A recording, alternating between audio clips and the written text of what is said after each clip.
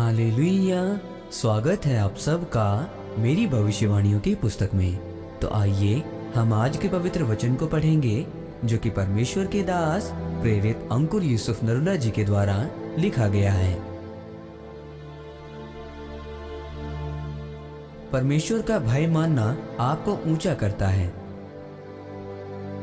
जैसा कि नीति वचन की पुस्तक अध्याय 22 उसकी 4 आयत में लिखा है, नम्रता और यहोवा के भय मानने का फल धन, महिमा और जीवन होता है।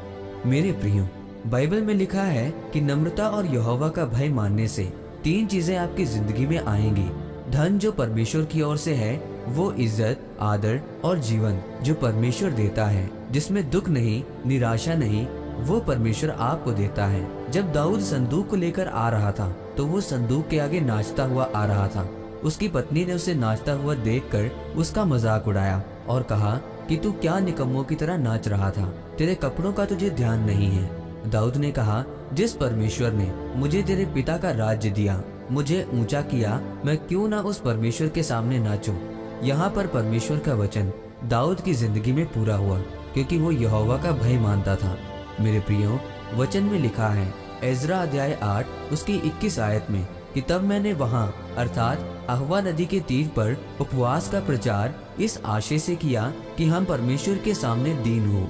बाइबल में एक एजरा नाम का एक व्यक्ति था जिसने राजा से कहा, हमें किसी भी सुरक्षा की जरूरत नहीं है क्योंकि हमारा परमेश्वर हमें इतना बल और ताकत देता है, लेकिन जो उसे त्याग देते हैं उन पर उसका कोप भड़कता है। उसने परमेश्वर की गवाही दी, जो उसे खोजते हैं वो उनके साथ रहता है।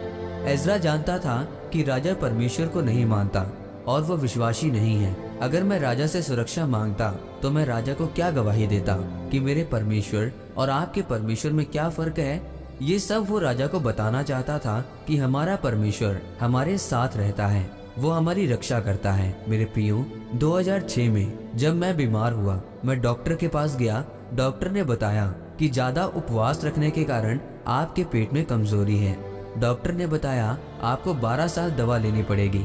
लेकिन एक बात मैं दिल से जानता था कि परमेश्वर मुझे परख रहा है, और मैं ये बात भी जानता था कि बीमारी मुझे परमेश्वर से दूर नहीं कर पाएगी, निराशा मुझे दूर नहीं कर पाएगी। उसके 1 हफ्ते के बाद ही मैं चंगा हो गया और परमेश्वर ने मेरी सेवकाई को और भी ज्यादा बढ़ाया।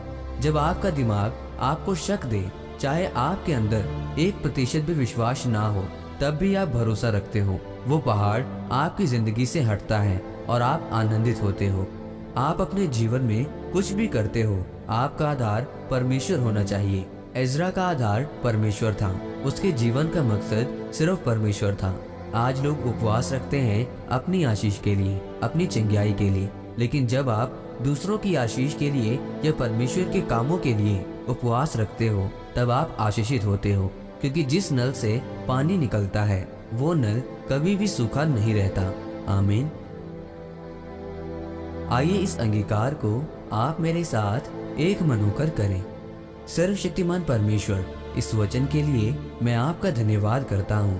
परमेश्वर, मैं अंगीकार करता हूँ कि मैं तुझसे नम्र रहूंगा और तेरा भय मानते हुए वचनों के साथ अपना जीवन व्यतीत करूंगा। प्रभु यीशु मसीह के नाम में, आमीन। परमेश्वर आप सबको आज के वचन के ऊपर मनन करने के द्वारा आशीषित करे। आमीन।